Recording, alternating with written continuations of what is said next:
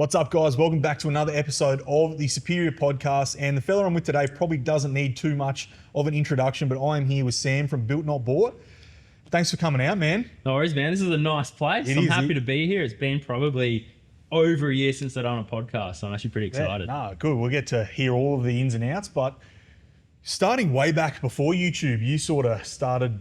Built Not Bought was not your first sort of dive into YouTube, was it? There was other channel. Was it a different channel or just different name at the time? Same one. So I guess we'll quickly go through, what I started doing.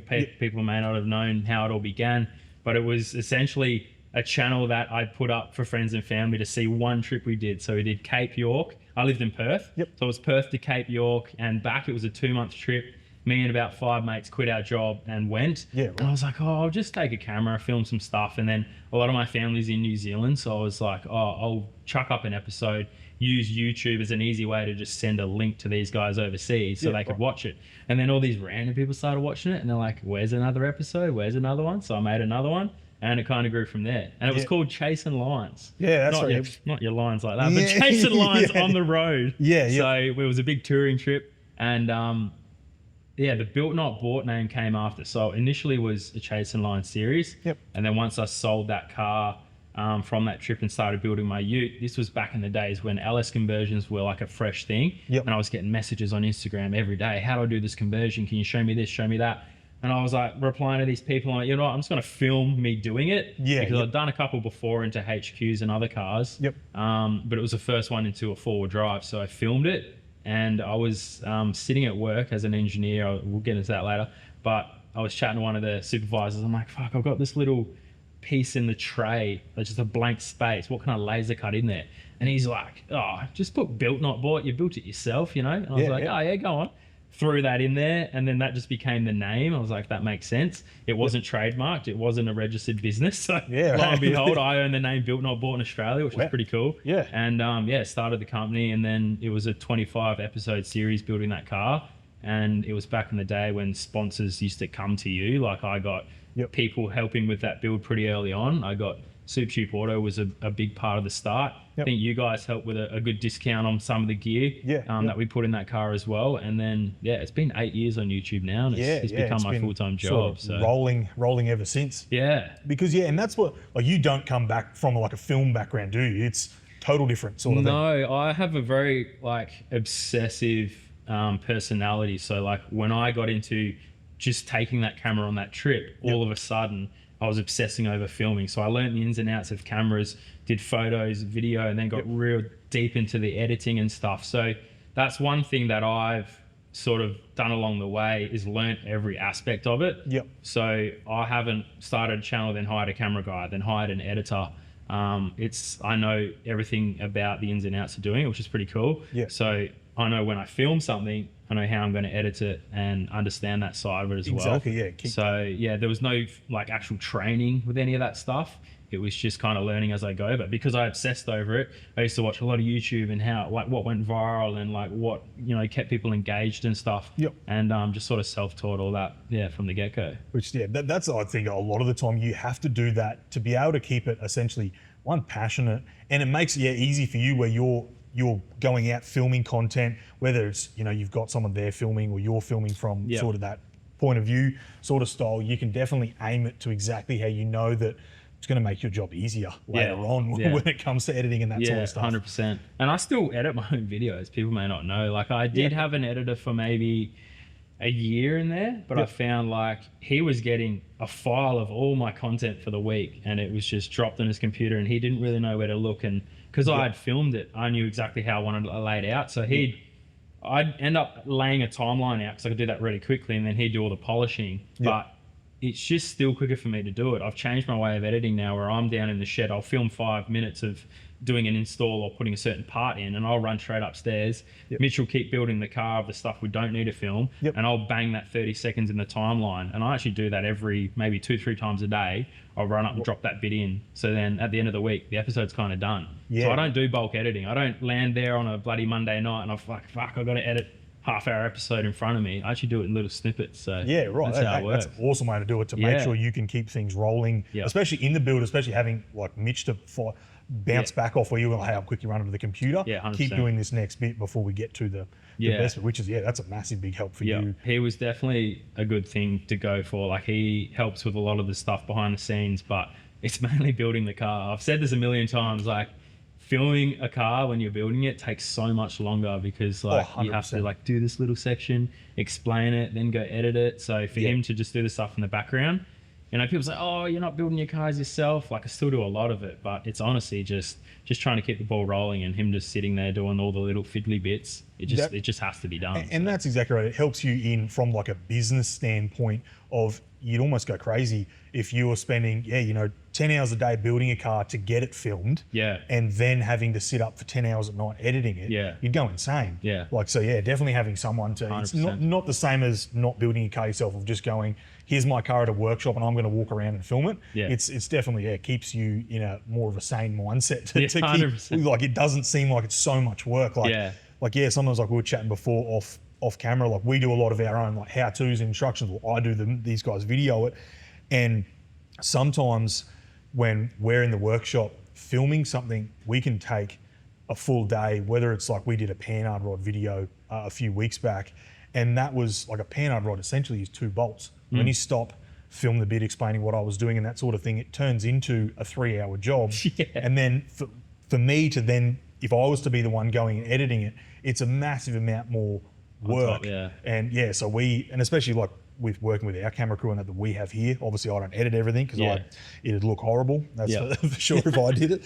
But it makes it so much easier for these guys to be able to aim that of going like, right, Mitch, we need this section now, we need that section done, to keep it in a massive line. It makes it so much easier. Yeah, 100%. Because like, I remember going back to like the van cruiser. You an electrical engineer? Yeah, so I did a double degree. So I did electrical engineering and project management. So it was 6 years. Went straight out of high school into university.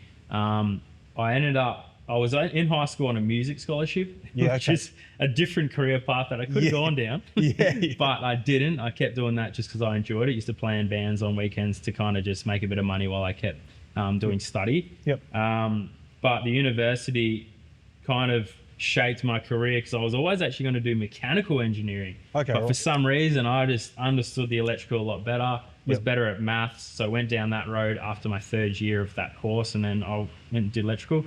Worked for BHP for maybe 2 years after that, just doing upgrades and shutdowns and stuff. It was more of a project management role. So that was the background. Not a lot of that is kind of translated into the car stuff because it was all HV cable, like not related, but it was more just the understanding of how to learn things and like just the logical mindset, computers, all that kind of stuff. Is really easy for me to pick up because I've had that training.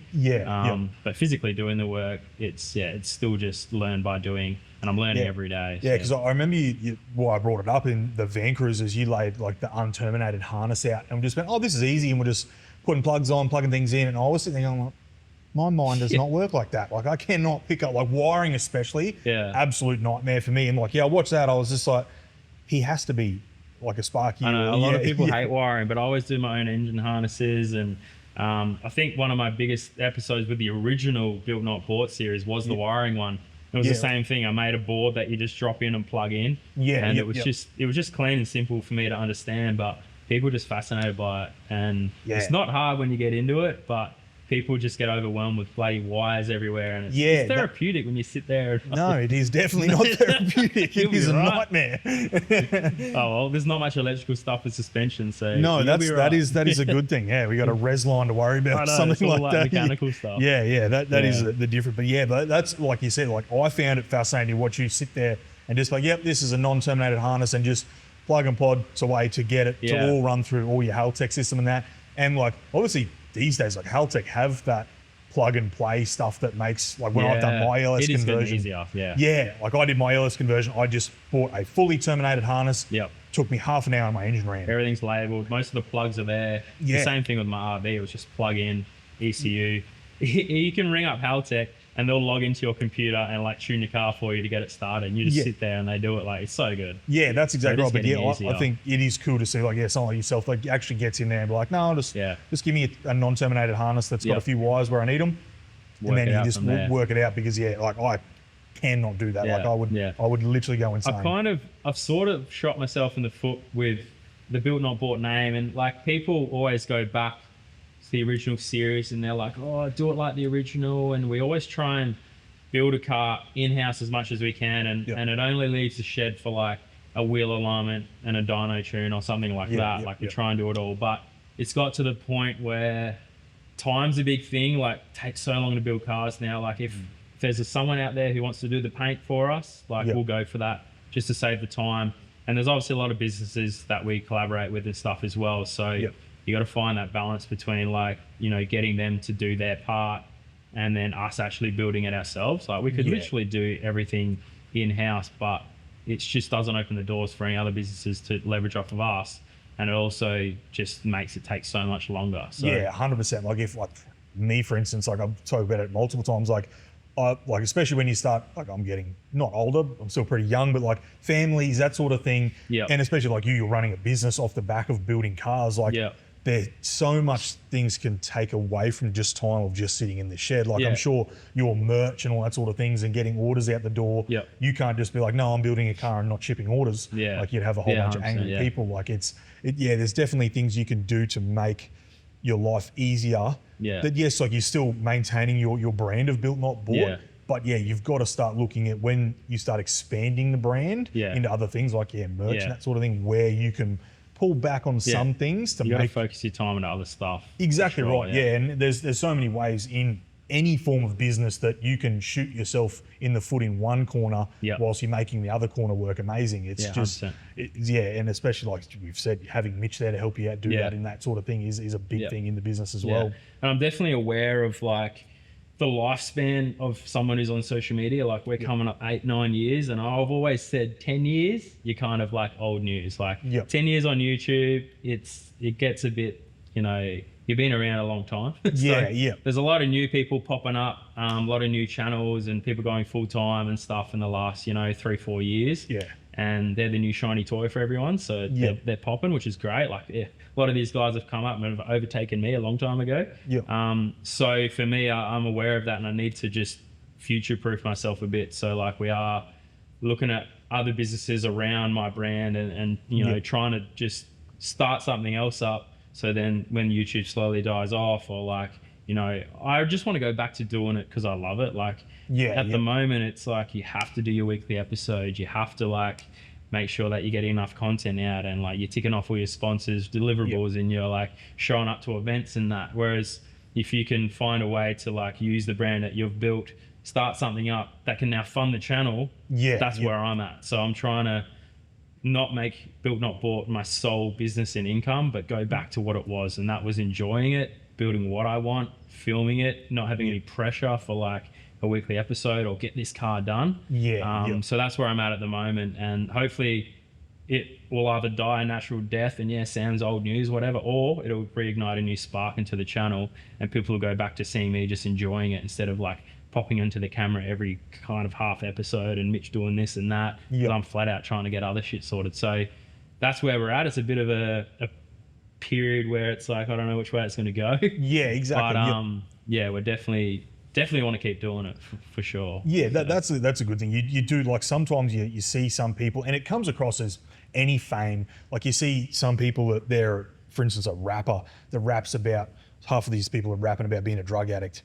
Gets to a point where people are like, all right, I'm over that. And once that income stops, you've got to look at what's going to happen. Or am I just going to burn holes in my savings or go back to working at Kmart or whatever? 100%, So definitely seeing it like, that you want to move to other businesses. So one, you can build longevity for yourself financially, but as well reignite a spark in, I guess, your heart for the YouTube side of it, and making sure that you can just bring back your more love for it again Yeah, than 100%. rather it sometimes where it becomes a job. Yeah. And you feel like, you're busting ass to get that weekly episode done. Yep, Yeah, it's yep. definitely, it's like, I guess you could say inspiring to see that you want to push it to different ways Yeah. outside of just being a YouTube channel. I think Yeah. it's a really good way to push forward Yep. in business, definitely. 100%. Yeah, it's definitely the last 2 years has been a real shift in everything. Like the money's not what it used to be. I'll be up front about that because there's more creators, less money. Exactly. Back in the day, it was only a few of us, and then Yep. there was a lot of companies trying to get their name out. Then COVID hit. Everyone was going gangbusters. I had like 13 sponsors back then. Yeah. Yep. And I had a really good couple of years, made a heap of money, and was able to buy my house. So that was pretty fortunate.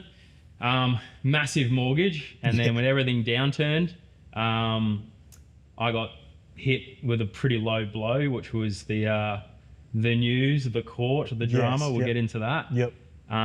Instantly lost a heap of sponsors, which is just part of it, I guess. Yep. And now I've been just trying to got this massive mortgage, and a lot of that money's just been funneling into itself. Yeah. So that's why I've come back to try and start something else to fund the channel to keep it going and stuff. So Yep. that's pretty much where I'm at. It's a very volatile industry. So yeah, definitely.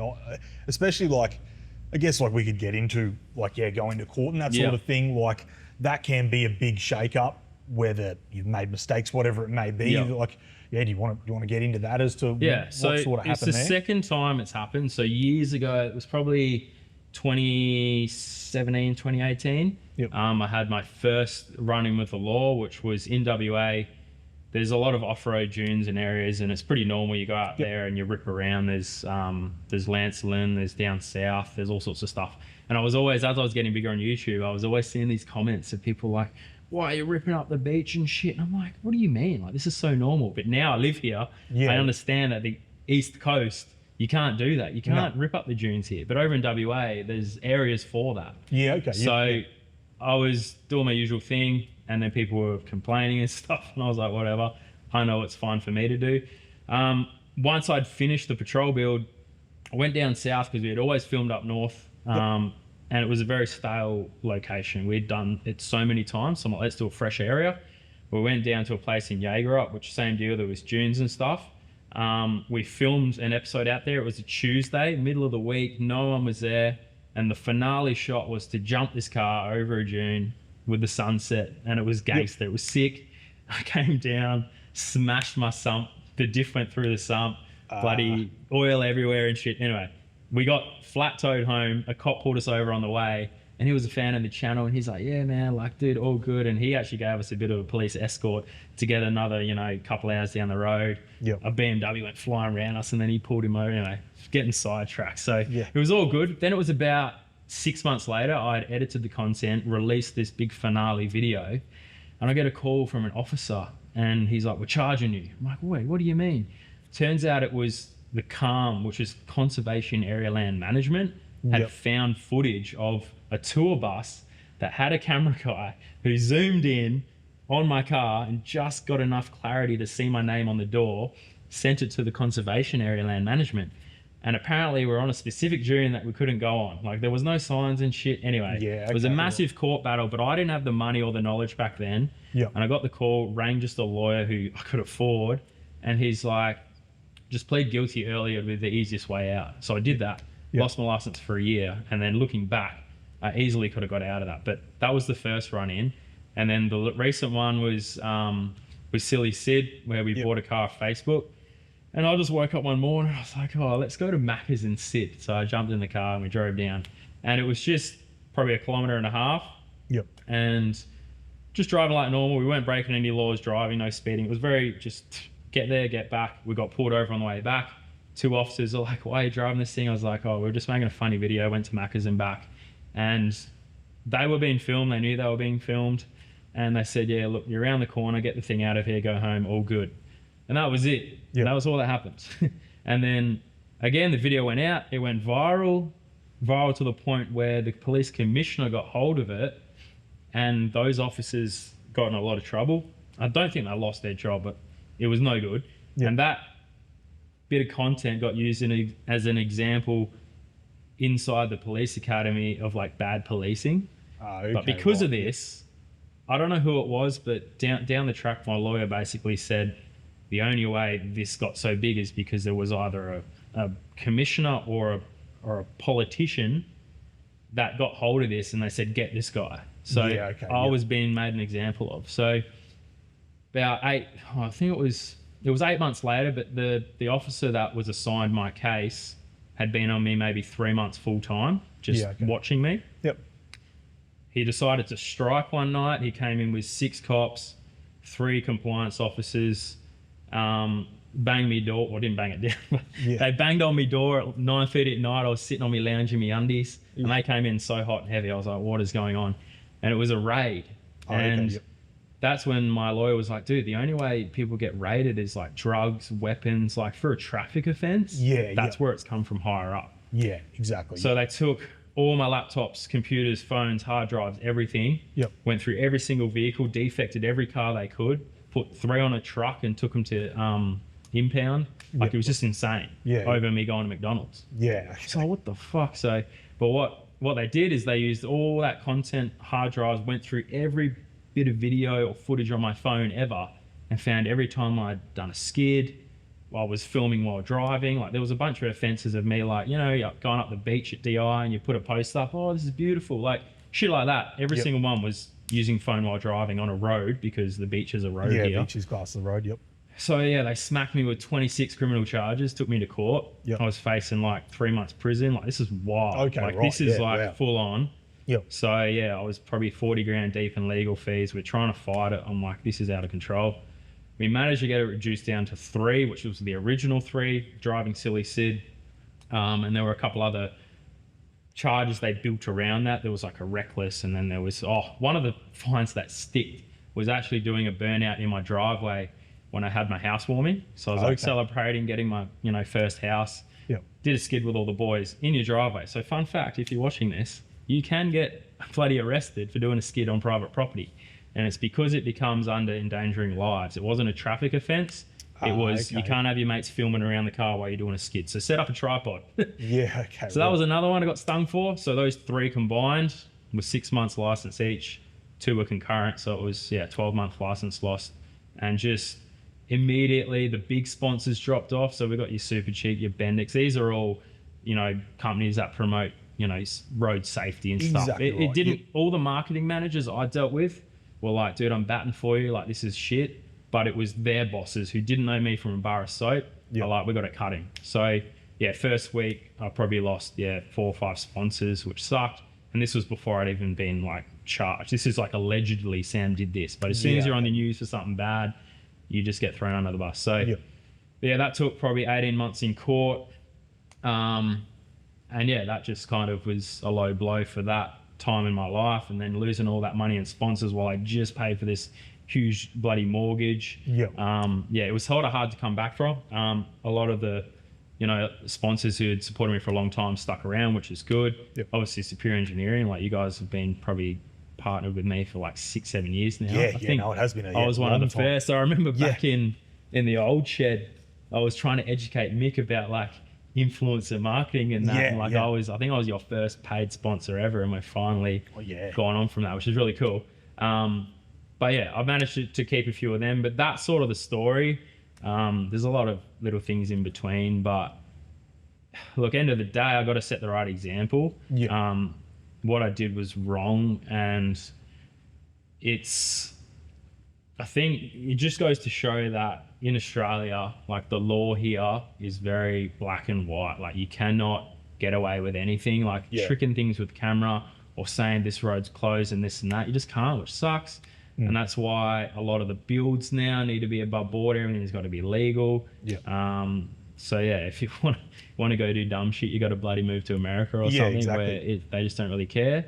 But over here, it just reaffirmed to me about people are watching you. And they're using people like myself with a bigger following to educate the younger guys. So exactly right. I used that, flipped it around, and I did a few driver education episodes. And there's so much to do out there. I'm always on track. I got a drift car.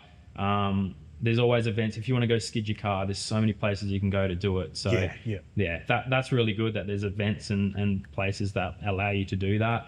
I'm going to Rocky Nats this weekend. There's Summit. Like, there's so many places. So just keep it off the road, and you should be fine with all that. But, that's the thing. Like, a lot of people, especially like these days, look at Whistling Diesel. Yeah, massive channel. Pretty much the king of, what's he called himself, the king of destruction. Just breaking shit. Yeah, just destroys everything.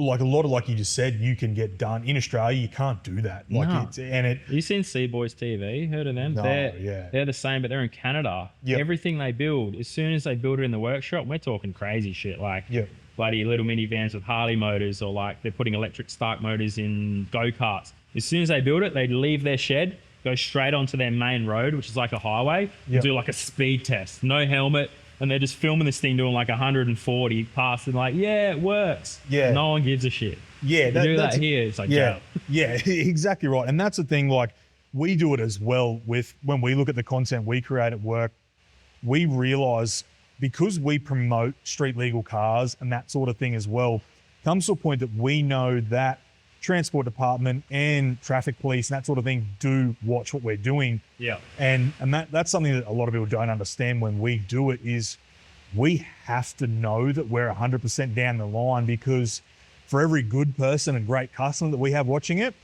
there is someone that wants to bring it down and make sure that we are doing the right thing, like police, Transport Department and that sort of thing.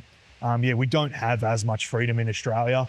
But it's like, it's good for me, like, to see you sit here and just say, like, I did the wrong thing. It's get educated from it, and for you to step forward and start educating other young guys on saying, like, hey, don't do this, because there is a lot of complaints out there. And I know, you want to know what the complaint was? So this is how it all came about. So when I got pulled over and posted it, they found out about it because the public were ringing up complaining that I'd got let off, when they're like, I got a defect for having no mud flaps. There was the bloody Karens out there who were phoning up, whinging about their little defect, and they're like, he's getting away with this. So that's what sparked it all. So it's the little things, it's people will have a bee in their bonnet with the law. But you just got to do the right thing. Unfortunately, and like, sometimes, like, a lot of people out there will say, like, oh, like, you see some things that I do think is wrong when it comes from a law standpoint of, like, you see, like, especially in Victoria at the moment, people are out in the bush in the middle of nowhere, and they're getting photos of their car taken on a trail camera that's taped to a tree, and then having to take their car in to Transport Department to prove that it's street legal. Like, I think, like, they're out in the bush doing the right thing. They're not stealing anyone's cars there, especially like, there's not cars like, it's like the law has lost sight of, we're doing this for public safety. Like, when you're out there doing a wheeling trip, it's safer to have maybe more of a mud tire. Like, you know what I mean? Like, you're not going to go out there on fully stocked vehicles. So I don't know. There's all these legislations flying around, and there's people in Parliament batting for us, saying, like, let's relax the laws, let's make Australia one fucking united thing, instead of the laws here, your car's legal there, as soon as you cross the border it's not legal there, and it's like, it all needs to change. But definitely, it's a very slow process. That's exactly right. It is a massive slow process, and the thing is, the way I look at it as well is, the reason it is such a big process here in Australia is we are so lucky in the realms of, we don't have drug cartels and major amounts of gang violence and that sort of thing. So we get scrutinised on other things. 100%. Like, it's almost comes from our country's too safe. So we get scrutinised. Cops in America are worried about everyone shooting each other. Yeah, exactly right. So they don't care if you're doing a skid, but the cops here are like, what can we do? Oh, yep, that guy's doing a burnout. Yeah, and that's exactly right. And like, we look at it, it is in a law. It's a law that we know burnouts are illegal. We know it is all written in law. And but it is a way to look at the fact that we are a very lucky country, and what we deal with I would much rather deal with maybe getting a defect on the weekend than everyone carrying a gun. Yeah, exactly right. Oh my, you got to be grateful. You do have to be grateful for what we do have here in Australia, because we are pretty safe in what we get to do. Apparently, my brother told me this. He was doing the research. Australia is the hardest country to invade. Right. So if there was a war, and say China sent their whole bloody population to Australia, there'd be that many of them coming here and they'd hit bloody Darwin or something, that there would not be enough food and resources to feed them. They'd actually just die themselves before they get to us. Yeah, right. That's a fun fact. Yeah. Man, we're getting sidetracked here. Yeah. Going down a rabbit hole. Holy shit.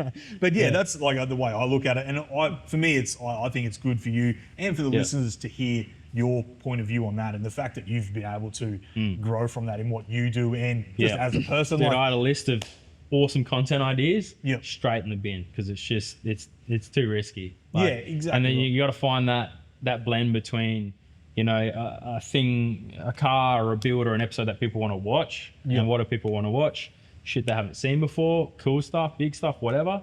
So how do you build something that's going to be an awesome thing people want to see, but legal, when legal is boring? But legal doesn't have to be boring.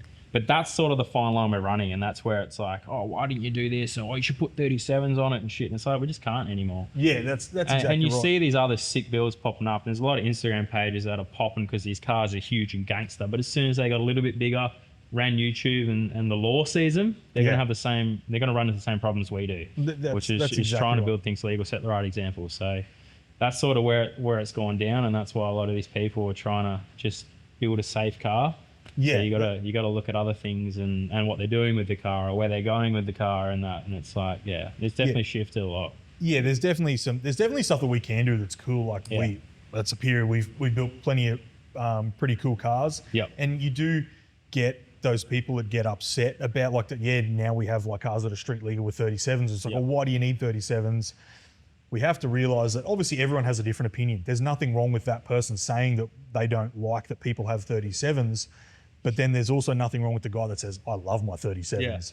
It's there is always differing opinions, and everyone is 100% entitled to their own opinion. Like no one's trying to control what anyone says. There's no one stopping you putting it on a trailer either. If you want to build a bloody comp truck, go for it. That's exactly right. And then that's it. Don't drive it on the street. And that's the hard thing for you guys, because obviously Superior has a huge catalogue of parts. And you started off in the off-road market. Like I watched Mick's podcast, and it's like, you can sell a 6-inch kit. It's illegal, but it's for someone's comp truck. So then when you're trying to build kits that are legal, all of a sudden, is a Superior kit legal? Is it illegal? It's like, well, no, they're legal for the street cars, but we still offer huge kits for comp trucks. So that's what, because I remember he was saying, didn't everything get stickered with this is off-road use only? Yeah, so it got stickered with an off-road use only. And then you build legal kits, and the cops are still like, nah, Superior's illegal. So it was that funny period where you had to shift and have a market of street stuff and then a market of off-road stuff. So and that's exactly right. It's like we were talking about, we did another one the other day, we were talking about like bypass shocks and that sort of thing, and how like it'd be great to be able to go and slap some bypass and coilovers in your street car and that sort of thing. But once you take a grinder to the chassis, there's so much work that gets involved in it, and you have to look at it from a business standpoint as sometimes like, yes, product will be absolutely awesome to release, would love to do it. But then when we realize like once it gets into the engineering and all the welding and what we've got to do, we're going to have to charge 40 grand for that kit. Customers then go like, why? Like, why is it so much? The X-Trac's a perfect example. That's not a cheap kit, but it's the biggest highlights you can build legally in Australia. That's so exactly if you want right. that fucking sick car, that's what you got to go for. You've got to do it, and that's the thing is, and where it comes to us coming into second stage manufacturing and that sort of thing, is Superior Engineering is a vehicle manufacturer. We want to be able to push the biggest and best we can do, so customers, they don't have to worry about getting defected when they plan a Cape trip. You don't want to get halfway up from Brisbane, get it stopped at Harvey Bay, and have to be told to take it home. And you can have cars that are going to survive wherever you go in the Cape and that sort of thing, and still be big, street legal, and not have to worry about a single thing. Is something we take very seriously, is to be able to offer that. And the best part about an SSM is it's nationwide. It is not, it's a federal approval, so you're not overrides all the states you're laws, not having to worry about the next person. Like it helps the vehicle hold value, because if they sell it to someone in from Queensland, sell it to someone in New South Wales, they have to then re-engineer the kit, drop it height and that sort of thing. SSM is very, very cool way to build cars. Because it's actually, people may not, like it has been said before, but it's a Superior Engineering car.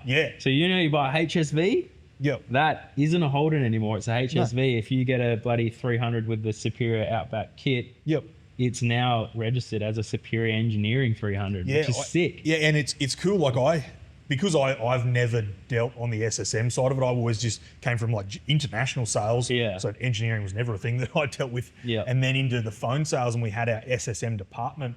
I never actually realised until I think it was like 2 years ago, and we've been doing SSMs for about 6 now. Yeah.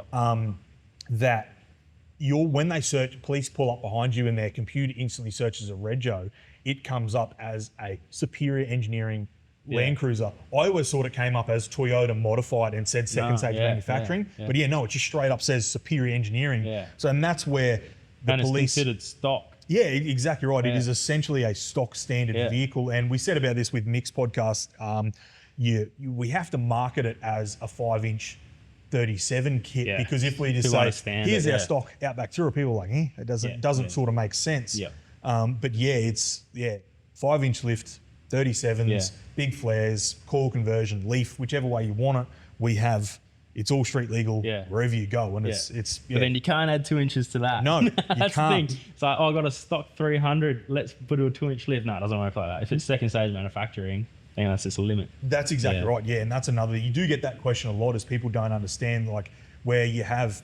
We just say it's the VSB 14 ruling. Is your standard car, you can add your 2-inch lift and 2-inch tyres on top of. Yeah.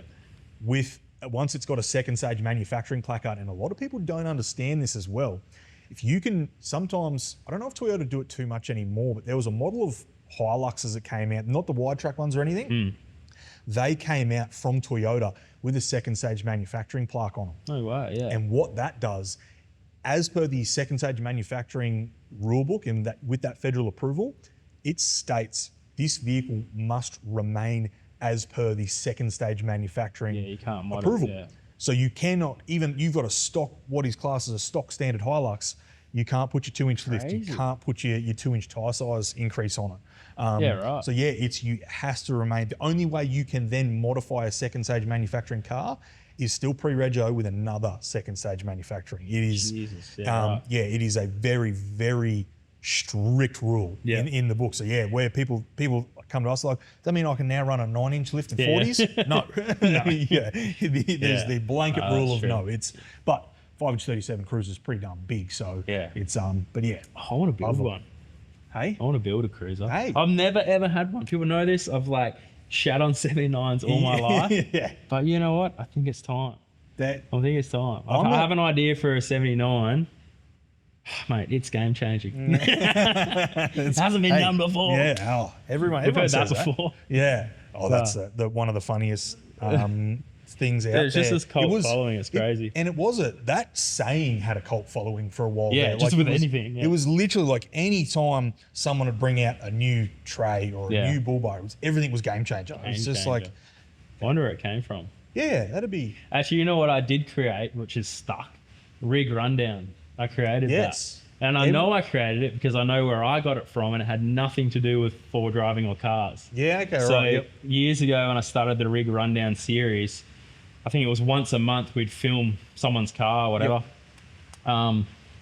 I went, because I was a musician, I used to watch a lot of guitarists around the world. Yep. And there was this American mob, and they used to go to big artists and bands and concerts and talk to the guitarist about all their amps and guitars and what foot pedals they're using, and they called it their guitar rig. Yeah. And it was a rig rundown on their guitar stuff. Right, okay. Well, that's a cool name. Let's use that for cars. Yeah. And now you see it everywhere. All these channels, rig rundown, rig rundown, rig rundown. Yeah, exactly right. Yeah, should have bloody trademarked it. Yeah, it should have, Be it's cruising. pretty cool. I mean, I need to do more of that stuff. People kept asking for more rig rundowns, but it was just like, again, it was a time thing. Yeah. You got to go out, find a guy, set your date, film all day, and then edit it. Yeah, we were just getting so tied up. Yeah, and because you used to do it a lot different to a lot of other people too, because a lot of people with Rig Rundown, it is just to talk about the car, whether it's parked up on a flex ramp, but you used to do flex test, everything, comfort test, powered. Full second episode, I got to drive the car, so I used to be like, oh, yep, this feels good compared to that one. Yep. So it was my experience driving. Then there was a speed test, flex test, comfort test. We had a leaderboard and see everyone's cars and stuff. Yeah. So it was just a bit more comprehensive. Everyone used to see a walk around of the car. Yeah. But I was like, we've got to take it for a drive and then go into more detail about it. Yeah, definitely. So, but again, it was just a very long process for each car. And it was getting hard to find good builds, to be honest. Like, I ticked off a lot of big cars that people had built. And then yeah, it was hard to find something different. I didn't want to keep just doing patrol, Land Cruiser, like. Yeah, exactly. So, Right. yeah, it's probably been a couple of years since I've done one now. Yeah, but because you definitely did some cool. You had Jamie and PVS's. that was huge, yeah. Gargantuan Jace cruiser. Andrews, that was a big break for me. Yeah. So I was a nobody. This was maybe 2 years into YouTube. Yep. Jace had never had any third party come and film with him. So Yep. he was just Channel 10. That was it. Boom. Yeah, yep. And the reason he noticed me is in 2017, I was at the Perth 4 Drive show. Yep. And I interviewed everyone, and Graham and Ronnie Dahl and all them. Yep. Interviewed Jace, and the mic wasn't turned on. Yeah, okay. So I did a voiceover.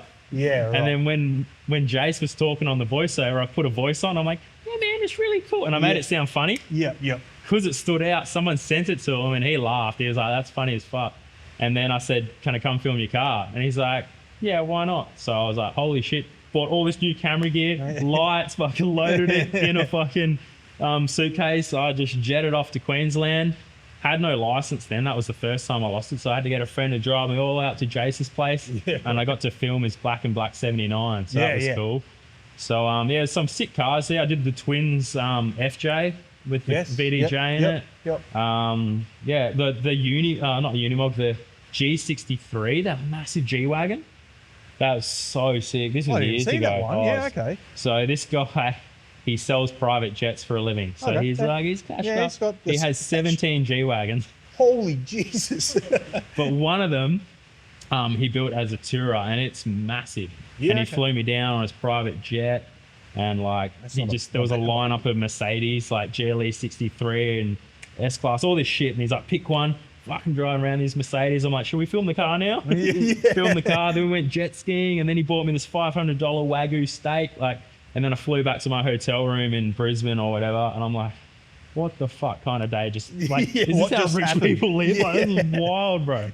So yeah, some pretty cool experiences doing those rig run-ins. It took me all around Australia, filming different cars and stuff. So yeah, but yeah, it's just so much time and work. Yeah, so exactly right. We had to wrap it up. Like you said, and especially like you'd almost have to fit in, like you say, you look at like did it with Jamie or Jason Andrews and that sort of thing. Their schedules. Those guys, run massive big schedules as well. So yeah, you're having to travel and work things out can definitely ruin your plan for a day and for content timeframes and that. So yeah, definitely would be a hard thing to, because like you said, you want to do different stuff like that, like a gargantuan G-Wagon and things like that, is to make it cool. Doing someone's patrol every week or like a 79, it would get. I mean, it's more relatable for people, but the idea of those rig rundowns was to find the cars that were very different to everything else. So yeah, exactly. That's just sort of what it was, and maybe we'll do some more soon. I don't know. Yeah, that's see it. How we go. And it does take like a lot of people, like obviously in the industry and that you do see those popular cars like 79, your Patrol. Yeah. But it takes all kinds of people to make the world go round. So there is a million different cars out there that are so different. Like there's plenty of guys, especially in Brisbane. I don't know why everyone in Brisbane loves the solid axle swap Tritons. But there's a heaps of cool like solid axle swap Tritons out there. Yeah. There's so many different cars that people have modified in different ways. There's Colts everywhere. Yeah, that's exactly right. Like there's the fashion of wheel poke over here. In WA, no one cared about that. Like wheel poke wasn't cool. It was weird. But I come here. And everyone's like, man, we got to have 50mm wheel poke and like, just play dice with the law. I'm like, fuck, that's so weird. Yeah, anyway. But I guess that comes from like street cars. Like my brother, when that were into the drift scene, everyone back then, I'm talking like 2011 to 13, like wheel poke was the thing. Yeah. Like just, what did they used to call it? Weird trends, eh? Yeah, hella flush where they run like 50 degrees of camber and stuff like that. Like that was the super cool thing. And I guess... What are some hectic trends now that you hate? How's the whip antennas with the colours on them? Yeah, that's a hard thing. Like I can't talk shit because I have them on my drift. Yeah, I get them from a business point. I said this in an episode we did the other day. The business standpoint of buggy whip in America, I was going to say England then, but it's definitely not England. America in the dunes. The idea of buggy whip is a massive, and it's safety. It works. They do night wheels, everything like that. Yeah. Doesn't sort of work on a GQ that goes to Glasshouse. But I reckon 50% of accessories now are like fashion accessories. 100%. Like even snorkels. Like snorkels have become a necessity. Oh, I'm building a 4B to go touring near snorkel. Yeah, there's deep crossings, but I reckon I've only been in maybe 5 or 6 crossings that are actually deep enough where I need a snorkel. It's like a lot of street cars just run them. Like you're bloody big bead locks. Like Yeah. no one needs bead locks. No, but it's just yeah. a fashion thing. That's exactly So right. a lot of the products out there are being tailored more for like just blinging out your car, which is sick. That's cool. Like personalizing your car. But yeah, the days of making it functional is like smaller and smaller. I reckon like a lot of people are just trying to bling out their cars. Everyone's flat out with their day job and shit. And like, if exactly. you go touring, you'll probably wreck your car a lot. So spending a lot of money on this shit and then just sending it up the Cape, it's going to get wrecked. So it's kind of like you build a nice car, then you don't want to take it off road because it's so clean.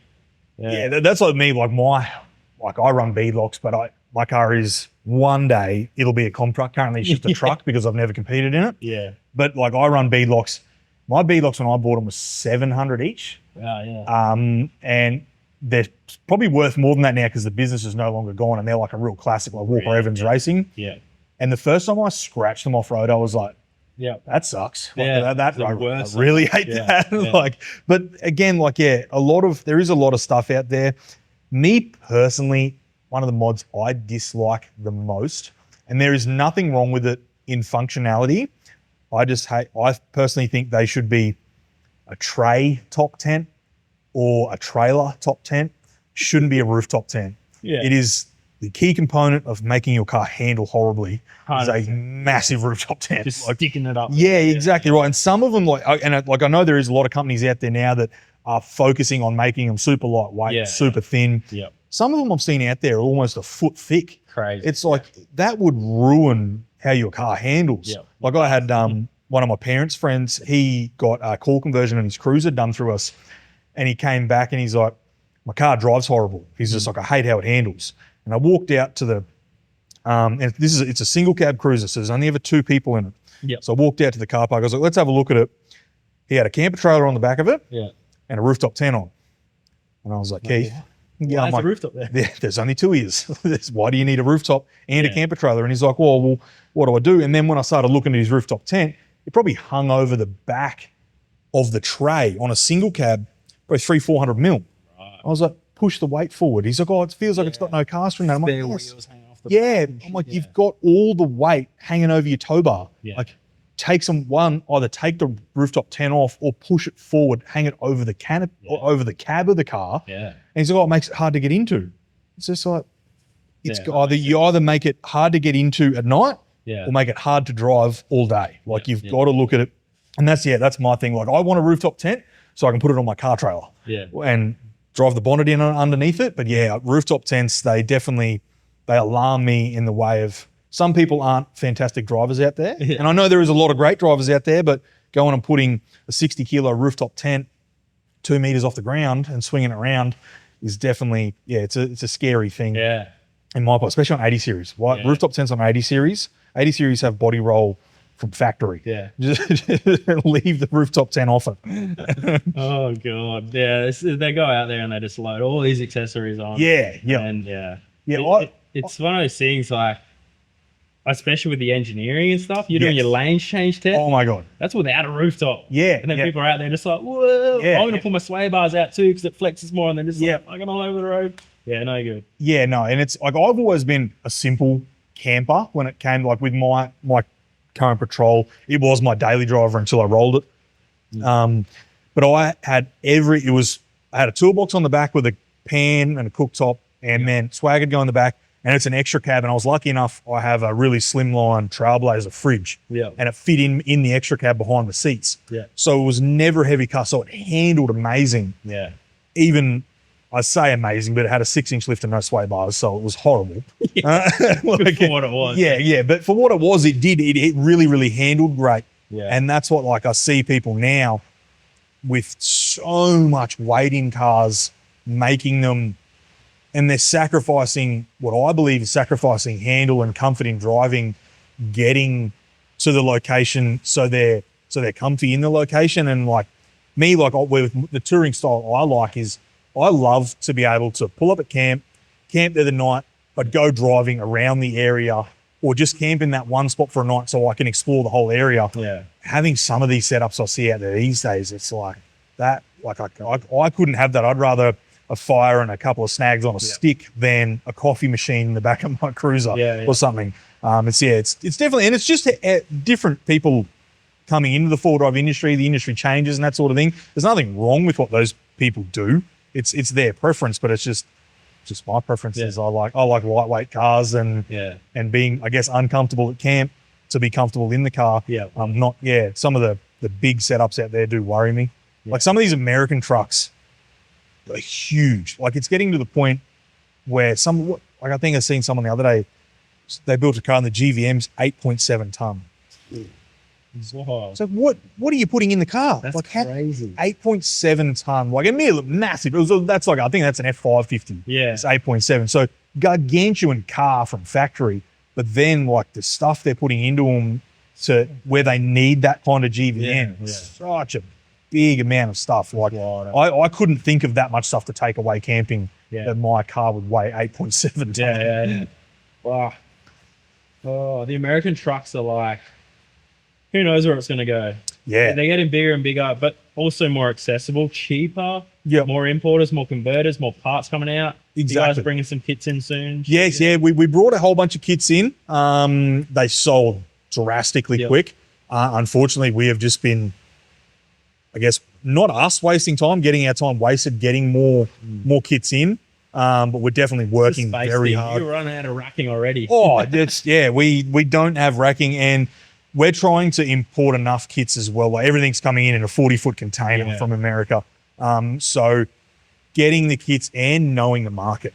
Because sometimes like we did some Ram stuff. Some of the Ram stuff sold before we even got it. Like the Rams were massive, but then we sold all this Ram stuff. And then after that, it was like, I want F250, F250, F250. It's just like, we didn't get that much F250 stuff because 2 months ago, everyone wanted it for Rams. So knowing the market, where things go on that. But the American trucks thing, I love American trucks. Like, I think if I was ever going to, like for towing my race car, that is my ultimate dream. It's like 2500 Chev, fifth wheel trailer, that sort of thing, like proper like American race car spec tow car. But I wouldn't build one for a tourer. That's just me. But there's definitely some very, very cool American trucks out there. No, it'd be so good. So you done a bit overseas with Indonesia was first, wasn't it? Where you went and built freaking badass stuff. That's another thing that we're trying to bring into the channel is overseas content. So a lot of people do it in America, taking cars, trying to drive Moab, whatever. But I wanted to do like the underground scene, the third world countries, the like really mud truck and stuff. So one of my mates, Jujo, he spends a lot of time in Perth. So I met him over there in an event. He actually runs Pro Rock Engineering. And cool. They've got a shop in Indonesia in Solo, which is near Jakarta. So I messaged him. I'm like, dude, can we like build a car with you and go into the jungle? He's like, yeah, man. Like we're building this truck. And I was like, sounds good. Went over there and it was insane. Like the boys were just there, beating bits of steel with hammers, exactly what I wanted. Like no tools, no rattle guns, no grinders, just an old Oxy and a bunch of hammers. And they build sick cars too. Very cool like cars. Insane work. Like their cages for their rock bouncers. They've got this old air actuated bender. And then like they'll bend it and it's usually always twisted. So they'd like get a chain, two boys on a block standing on it, hit this end up, hit that end with a hammer, straighten it out, like all by hand. Insane cars. So we did that. Unfortunately, the build itself got delayed. I can't remember what it was from. I don't know. Maybe it just took too long. But I think it was scope creep. So we're like, let's put these wheels on it. Let's change the diffs. And it just got bigger and bigger. And then it was a full bloody 4-link converge, like heaps happening. So it took a bit longer than expected. We only got a day and a half left to film driving it. So we did a day in the jungle and then we had to fly out of there. So we're planning to go back this year to a different spot in Malaysia. So Jujo's got another few tires there, maybe a workshop, I'm not sure. But instead of building something, we're just going to jump straight in the car and film some of their mud running, mud bogging. There's a couple of events they do, like 24-hour off-road challenges. Malaysia is essentially what brought Winch Challenge to Australia. A lot of the guys from back in the day went to Malaysia and competed in the Rainforest Challenge, and that like The scene there is monumental. Like they shut down cities for a winch challenge. Like it's so cool. So we're gonna go capture some of that. Yep. And then I want to do Thailand. So 4Js. Yes. Yeah. So the big 4J scene, even the longboats, just sit. You seen those big billet anodized motors they put on this skinny plank of wood? Yeah. And they just send them down the bloody. Yeah. We want to go experience that. Yeah. So that'll be a 4J trip in Thailand. Yeah. We're trying to find some hookups with that. We found a couple. Either they don't speak English and we're using Google Translate, or they don't really have a workshop and we need someone who we can like tee up with, have a car to use, go film it, whatever. So we're working on that. And then I'm doing America, but not Forby stuff. Okay, So I want to go to SEMA. I'm going to make it happen. Me and my old man and my brother are going to go do a little boys trip, fly into California, go to a junkyard, get an old Chevy, put a 671 blower on it, drive Route 66 up to SEMA, and then do the burnout demos at SEMA in it. Yeah, and cool. blow a set. So that's sort of like a little adventure there. Yep. And then New Zealand. So I was chatting to you about that off camera. Yeah. We've sent the Hilux over. Yep. Absolute mindfuck, obviously. You can imagine trying to ship a car. It's not far. No, it's 3 hours away. The amount of paperwork. Yeah. So I thought I had it all sorted until the car's on the ship, and I got a phone call. Apparently one of the documents was meant to be here and it's in the car, and anyway, it's become another schmozzle. Looks like when it lands it's going to be another like week delay. I've either got to fly there, grab these documents, bring them back, get them signed, go back over, or bring it as a full-time import, not a temporary import, which means it has to go through New Zealand compliance, registration, engineering, and I'm like, that's ridiculous for a 3-week trip. Exactly. More roadblocks, about 10 grand deep into shipping, and the car's not even there yet. Like the amount of money that they just want it for, like your GST, import, storage fees, taxes, the shipping itself. You need a passport for your car, obviously your own passport, international driver's license. It's just, the list goes on. So I got a quote for 3.5 grand, we'll ship your car and the rest. So that's the shit show at the moment. But I'm going to make it happen. I'm going to leave the car there for a bit, either fly over and at least get it received. And if we have enough time, film a little bit. And then I'll be back there in July when it's snowing to do a snow trip in New Zealand, all that kind of stuff. So, but we'll leave the car there for the rest of the year, and just, it's pretty cheap flights, $300-400. Duck over, do a trip, come back. So exactly, especially when you move, like you said, off camera again, you're talking about like you've got to buy camping gear and everything like that. So doing it for like personal items. So a one-off trip definitely does make that a lot harder, and that's why I guess you can see a lot of people that aren't, I guess, doing YouTube and that sort of thing for it, where it will be super, like you're like, I don't really want to have to do that for one trip. So leaving the car there is definitely going to be the way to do it. It's definitely not a good move, like money-wise, but it's just I want to get that content. I want to experience a different country, but in a car that we've built in Australia. So that's cool. Got to buy everything there. I pushed the boundaries and I left the bin bag on there. So hopefully that's not a personal item. It's like bolted to the tire.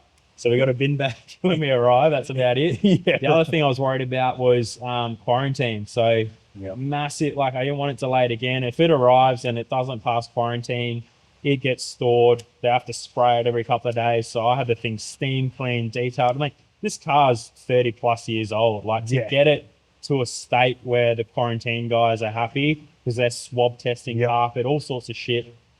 It's a new build, like it's fresh paint, all that, but still I'm worried about quarantine. Coming back will be a completely different story. It'll be covered in mud and I'll have to clean it, but I'm not too concerned because if it does come in and it has to sit in quarantine, like that's fine. Like it's an hour drive away.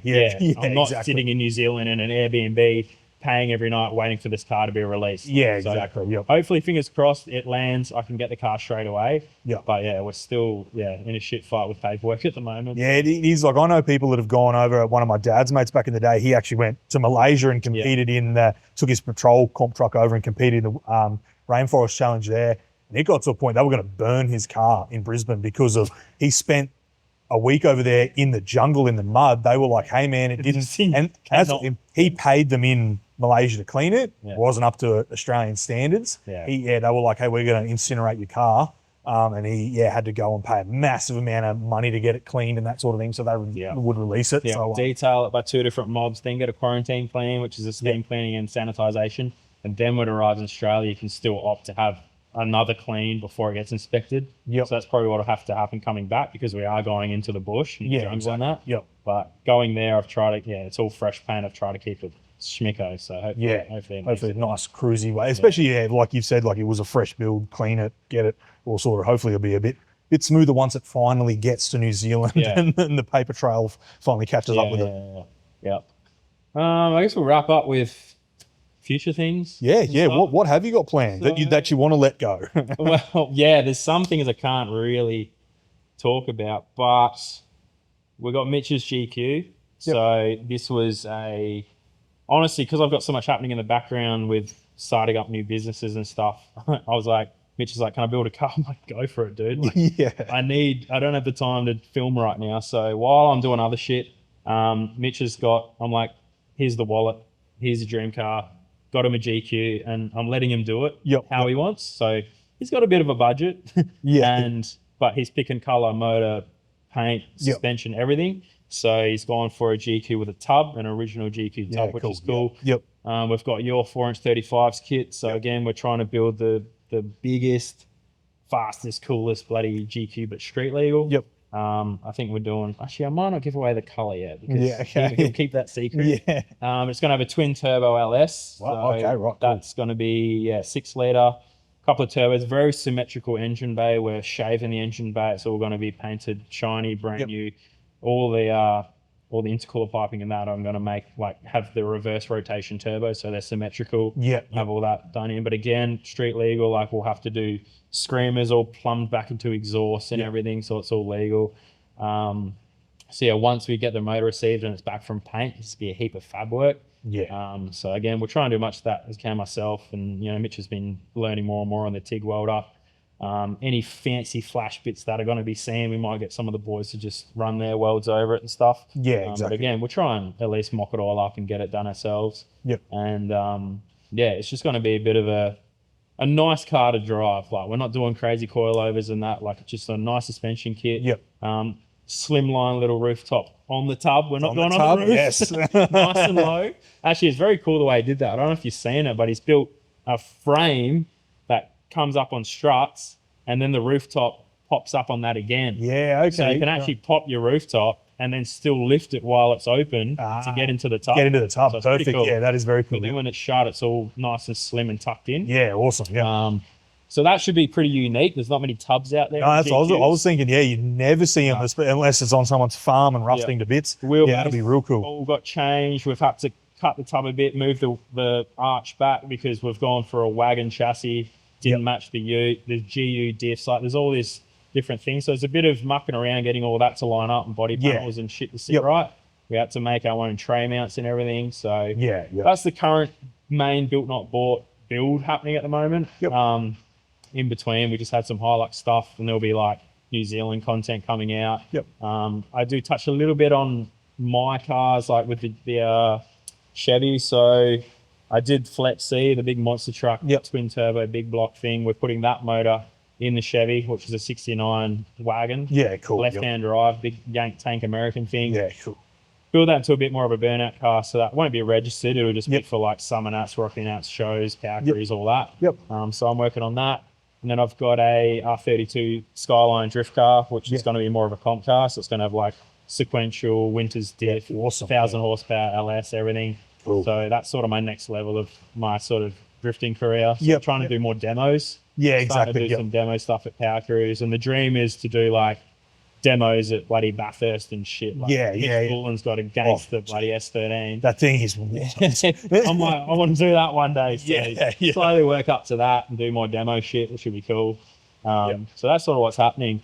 But my businesses, I'm sort of starting, obviously going to leverage Built Not Bought as the brand, but kind of sponsor myself with it. So I'm not going to be the face of these new companies. I can't tell you what the products are going to be yet, but we've been working on a space that we think we can slot into with a product that will sell well, people will like. And I'm just flat out getting getting samples, R&D, FEA testing, approval, all this shit that you'd know.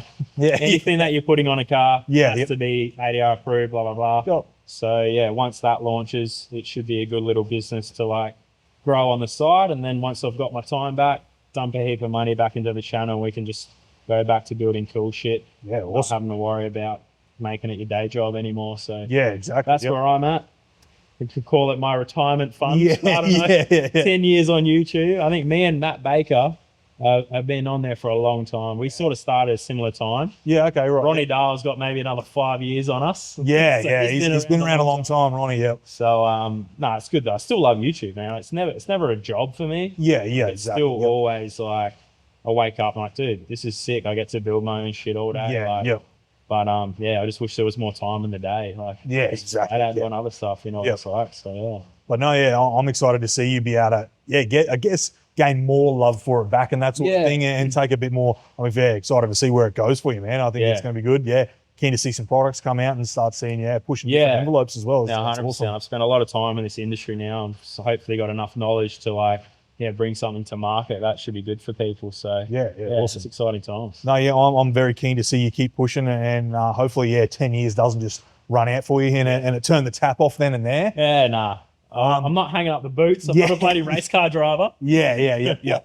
But there's still plenty in it for me. So, but it's just, and it's bringing the young people through. Like Mitch is still growing his name and that. Exactly. So like, even if I duck off for a month here or there and I'm doing other shit, like Mitch still loves the channel. He still loves building cars, and like people like seeing what he's doing. So I think the GQ build's a good way for him to get his foot in the door and start running the channel a bit for himself. Yeah. And then if I come in and do one of my projects and then duck off for again to do some other shit, like he can keep going sort of thing. So exactly. Yeah. The channel's always going to be there. We're always going to try and do every episode every Tuesday. Yep. That's what people want. It just takes the time out of their day. They have a hectic day at work. They come home, chuck the bloody YouTube on, listen to us yarn for a bit, and that's about it. So that's exactly right. Like that's what people love. And I think that's the difference between YouTube and mainstream television.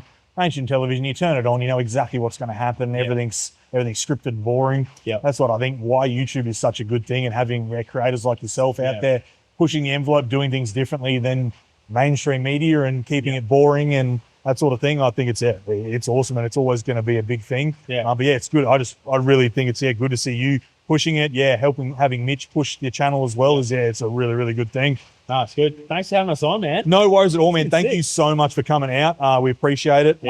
This one, it's always something that people love listening to you. You're always a very fucking bright person. I've always got shit going on.